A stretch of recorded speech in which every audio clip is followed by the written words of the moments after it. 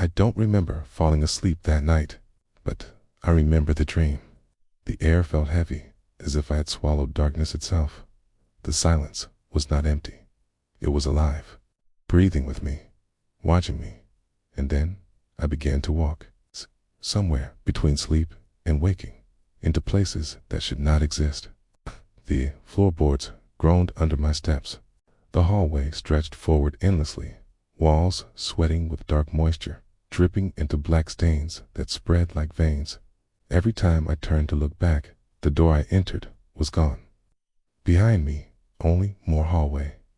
The light bulbs hummed, flickered, and with every flicker, the hallway changed, sometimes wider, sometimes narrower, and my footsteps echoed twice, as though someone else was walking just behind me. The air carried a smell I couldn't place, thick and sour, like something long forgotten, rotting just out of sight. It coated the back of my throat, making every breath feel heavier than the last. I tried to swallow, but the dryness in my mouth made it almost impossible. I kept moving, though each step seemed to drag me deeper into a place I wasn't meant to be. The walls pulsed faintly, as though they were breathing with me. At times, I thought I could see movement beneath the surface, like veins shifting under pale, damp skin. I reached out once, just to steady myself, and the wall shivered beneath my touch. I pulled my hand back instantly, wiping it against my clothes, but the sensation lingered, sticky and wrong. Far ahead, the hallway bent slightly, but no matter how much I walked, I never seemed to reach the curve. The perspective stretched on forever, twisting itself, denying me the comfort of an end. My eyes strained against the dim light, and in that distance, I swore I saw something, a shadow that ducked out of sight the moment I tried to focus on it. The silence between the buzzing lights began to press against me, louder than any sound. It wasn't empty. It was listening. I could feel it filling my ears, my skull, pushing out every thought until only one remained. I was not supposed to be here, okay? Then, faintly, a whisper threaded through the humming. It was too soft to understand, but not too soft to recognize. It was my voice, low and hoarse, repeating words I hadn't spoken. I froze, straining to hear. In the moment I did, the whisper stopped. The hallway seemed to hold its breath with me. I quickened my pace, though I didn't remember deciding to. My body moved on its own, my legs carrying me forward as if chased. I tried to convince myself it was only panic, only the tricks of my mind, but the sound of footsteps behind me grew clearer. Not an echo, a rhythm, too deliberate, too heavy.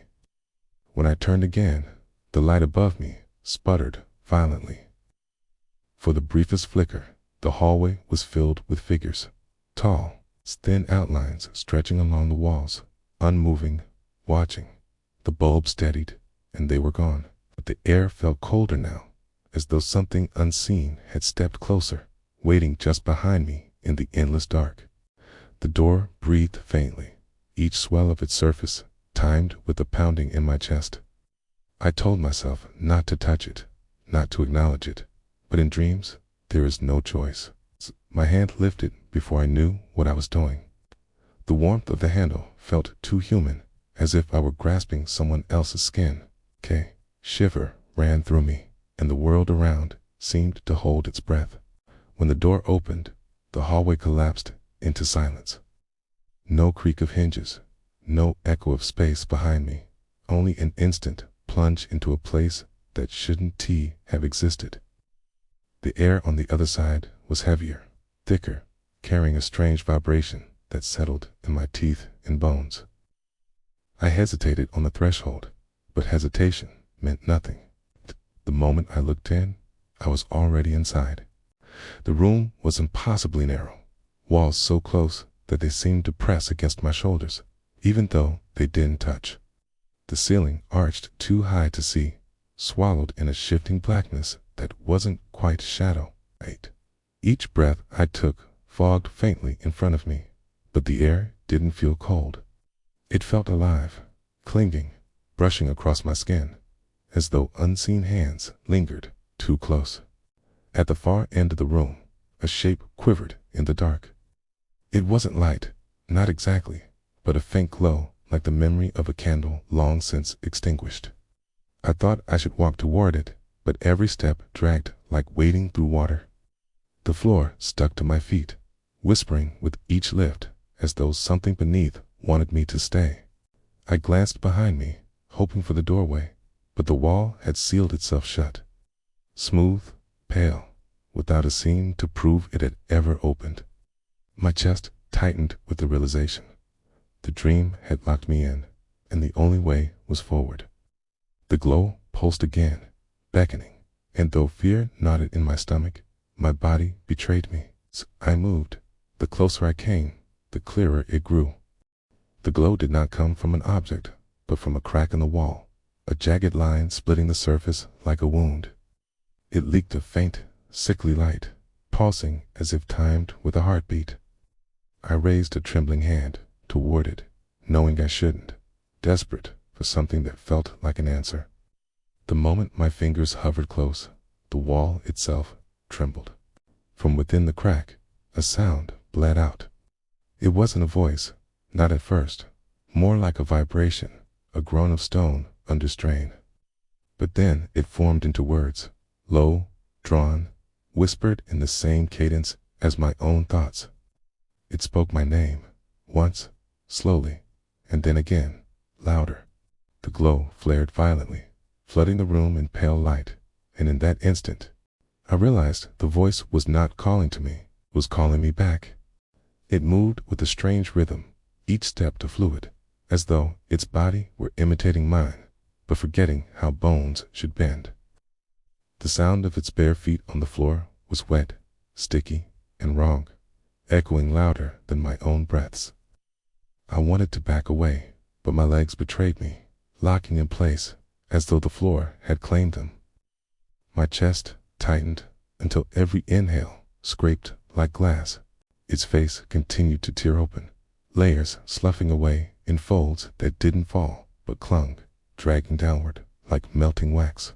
Beneath the unraveling mask, more features surfaced, my own, repeating endlessly.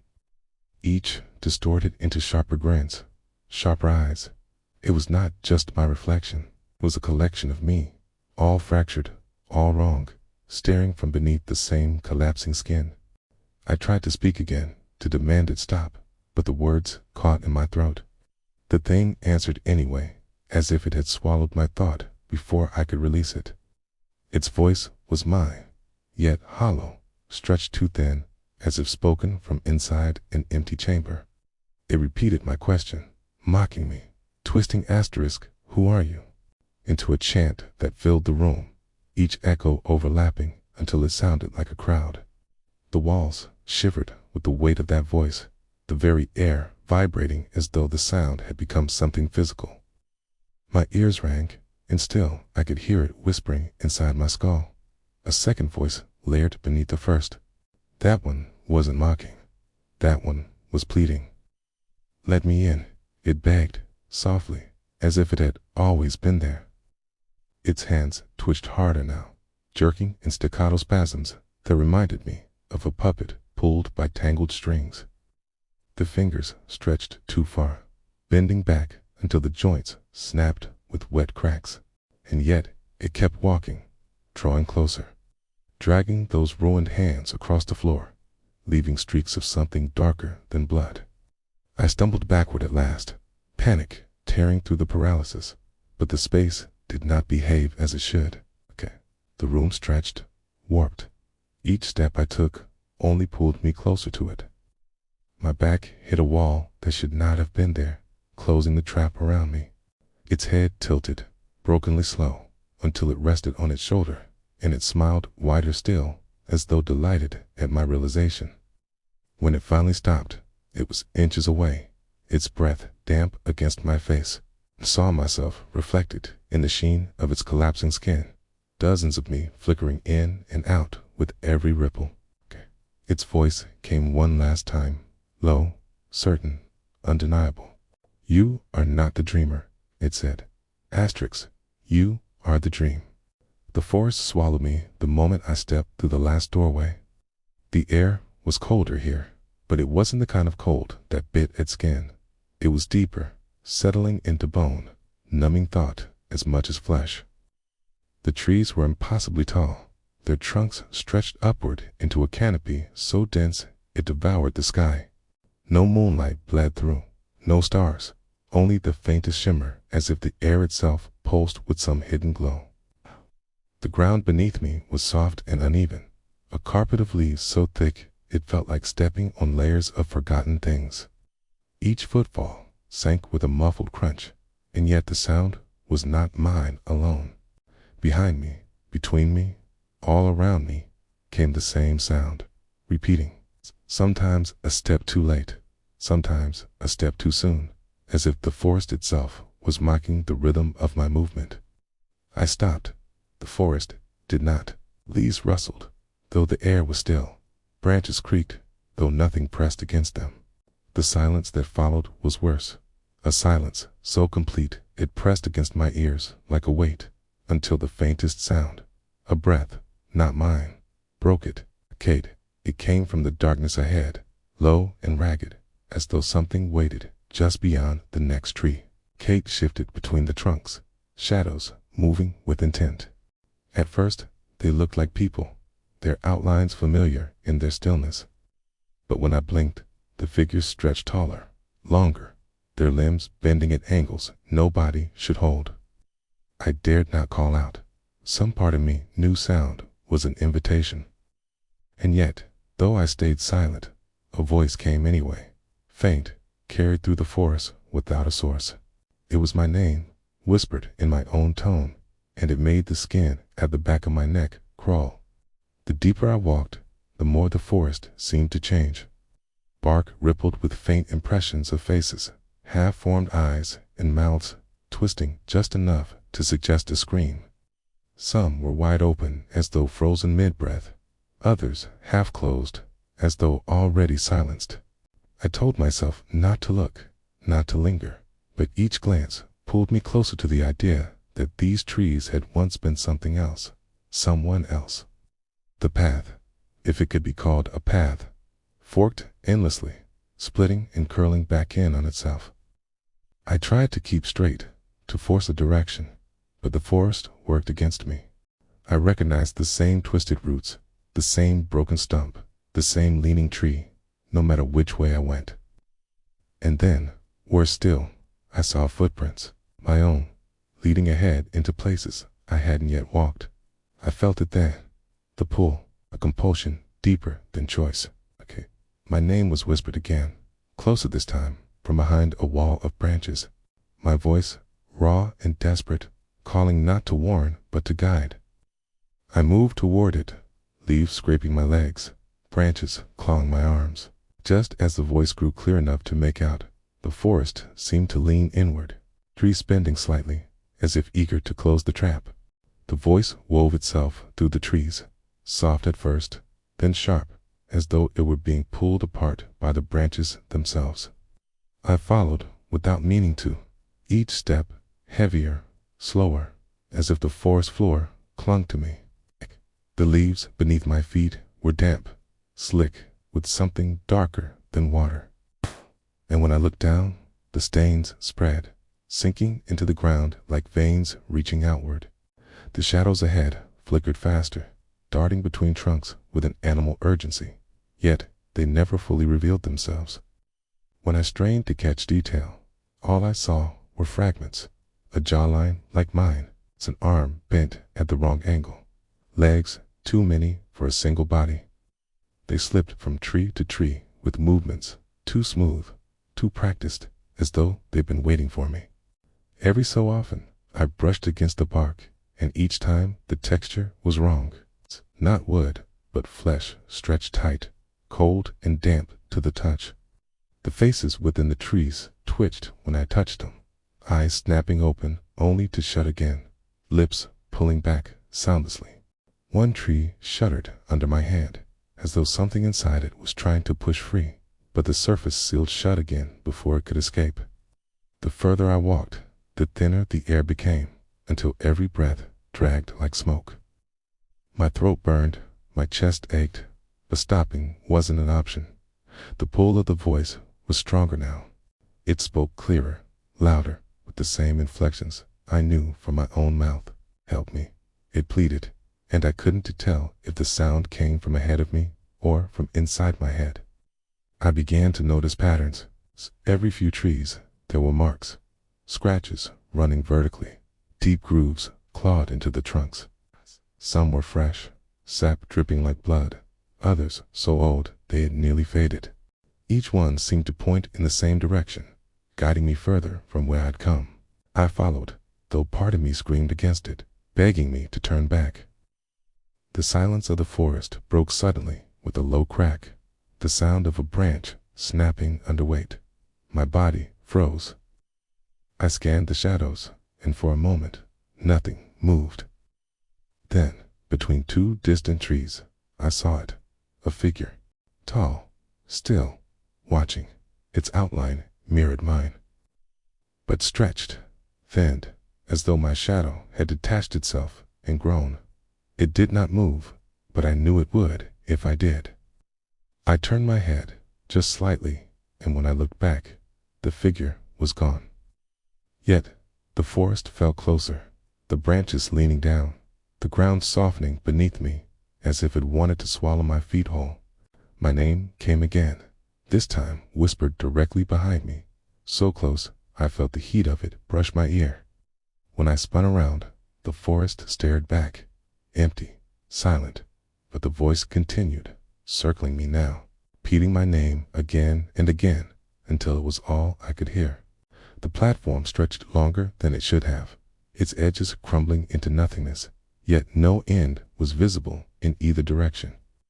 The flickering lamps overhead glowed with a sickly yellow light, buzzing like insects caught in glass.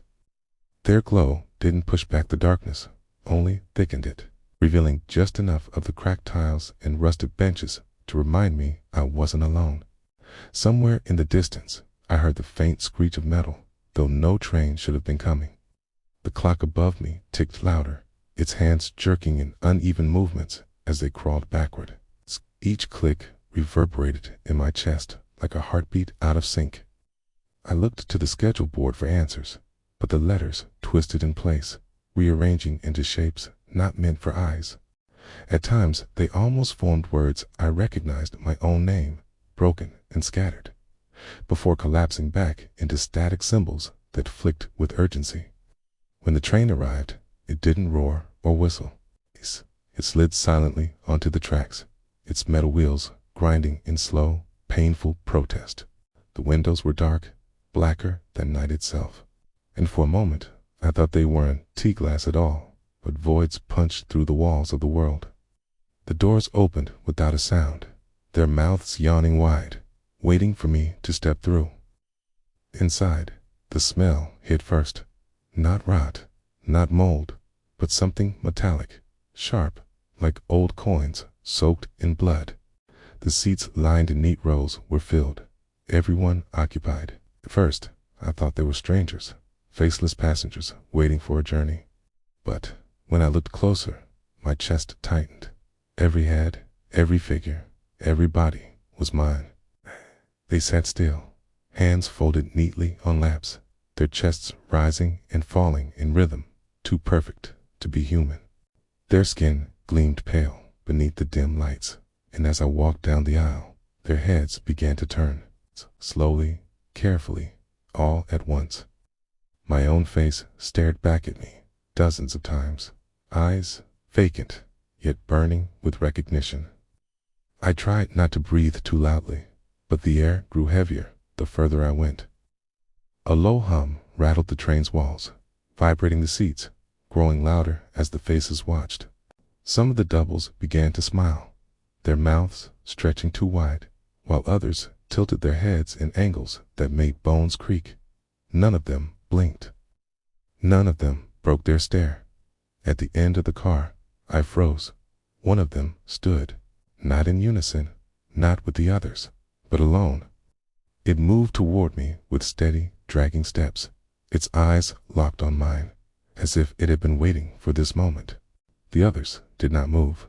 only watched, silent as the lone figure, my figure, closed the space between us. Lips parted, but no sound came. Instead, the hum of the train rose into a shriek, drowning everything else, as though the metal itself screamed the words it could not say. The air clung to me the moment I stepped through the train's open doors. Damp and heavy, thick with the scent of mold and rust. The floor beneath my feet was slick stone, sweating moisture that seeped through the soles of my shoes. A staircase unfurled downward, swallowed by a blackness so dense it looked alive, shifting faintly as if it breathed. I hesitated at the top, but hesitation meant nothing. My body leaned forward, and gravity pulled me down step by step into the dark. The further I descended, the colder it became, though not the kind of cold that numbs the skin. This was deeper, clinging to marrow, threading itself into my bones. Each breath burned sharp in my chest, the air tasting faintly of iron. The sound of dripping water echoed somewhere ahead, steady, patient, like a clock counting down. The stone walls narrowed as I walked until my shoulders nearly brushed both sides. At the bottom, the stairs ended in silence. The dripping had stopped. The air was so still I could hear the beat of my own heart, uneven, desperate. And then it began. A low tremor in the ground, subtle at first, then stronger, until the floor beneath me seemed to throb in rhythm. I realized it wasn't the earth shaking. It was breathing. Something vast, just ahead, just unseen, was breathing. When it stepped into view, the blackness seemed to recoil around it, revealing a figure that should not have been able to exist. It was tall, impossibly so, its frame quivering with unnatural spasms, limbs trembling as though straining to hold themselves together. Its face was not blank in emptiness. It was faceless because it was unfinished, smooth flesh rippling as though thousands of mouths pressed just beneath the surface, struggling to emerge. I wanted to run, but the air itself held me in place. My legs shook but would not obey. The thing moved closer, and with each step, the walls around me wept moisture, streaks of black trickling down as though the basement itself feared its presence. The sound of its movement wasn't footsteps, but a dragging hum, a vibration that filled my teeth and skull.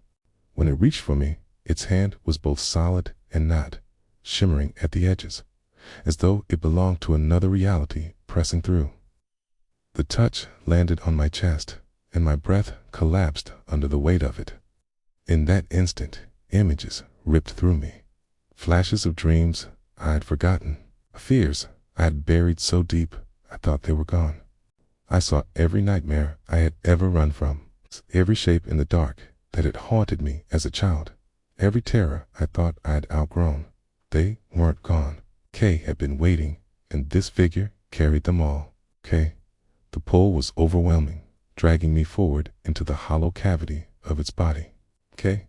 The surface of his chest opened like a wound, and within it was nothing but shifting dark, swirling with fragments of memory and things too horrible to belong to memory at all. I felt myself slipping, my body drawn into that void, the world folding inward. And just as the last of me began to sink into it, I woke, gasping, uncertain if I had truly left it behind, or if I had only stepped into another layer of the same dream. The gasp tore through the silence, but the silence did not break. I lay there, staring into a ceiling I did not recognize. The air, thick and stale, unmoving, as though no window had ever opened in this place. My chest rose and fell too quickly, yet the room around me did not shift with my breathing. It remained frozen, suspended, as if waiting for me to understand something I refused to accept. The walls were wrong. At first glance, they seemed ordinary, cracked plaster and peeling paint. But when I looked closer, the surface rippled faintly, a tremor like the skin of water disturbed by unseen movement beneath. I reached a trembling hand toward it, desperate to prove it solid. But the moment my fingertips brushed the wall, it shuddered. A pulse, a heartbeat, not mine. I tried to sit up, but the weight of exhaustion pressed down harder than gravity, pinning me to the bed. My eyes flicked toward the corners of the room where shadows gathered thicker, clinging like smoke. I told myself it was just the darkness, just the fading edges of the dream, but the shadows twitched when I looked at them, recoiling slightly, as if surprised to have been noticed. The air stirred without wind. A whisper crawled across the room, the sound too thin to belong to a voice, too deliberate to be silence. It slipped into my ear like a thought that wasn't mine. "You didn't wake up." The words lingered, echoing softly until I could no longer tell if they came from outside or inside me. I turned toward the doorway, hoping for escape, but there was no doorway, only a seam in the wall, faint and shifting, just wide enough to suggest an opening that had sealed itself before I could use it. The longer I stared, the more it seemed to widen, not outward, but inward, receding into endless distance, a tunnel that swallowed light. I couldn't move toward it, yet I couldn't look away. Behind me, the bed dipped as though someone had sat down. The mattress bent, the sheets tightened, and the warmth of another body bled against my back. My throat locked, breath caught, but I didn't dare turn. A hand, cold and damp, slid across the sheets until it rested against my arm, squeezed, gently, almost reassuringly, and the same whisper from before returned, pressed against the base of my skull. "You're still inside me." The room exhaled. The walls pulsed. And I understood then, the basement had never released me. The faceless figure had not let me go. It had only changed its mask, rebuilt a dream around me, reshaped a prison so I would mistake it for waking. And as the shadows began to move closer, I realized the truth was far worse than any nightmare. I had not escaped. I never would. Or maybe I didn't. The walls around me still breathe, faintly. The shadows still wait, just outside the light. And when I close my eyes, I hear footsteps, not mine.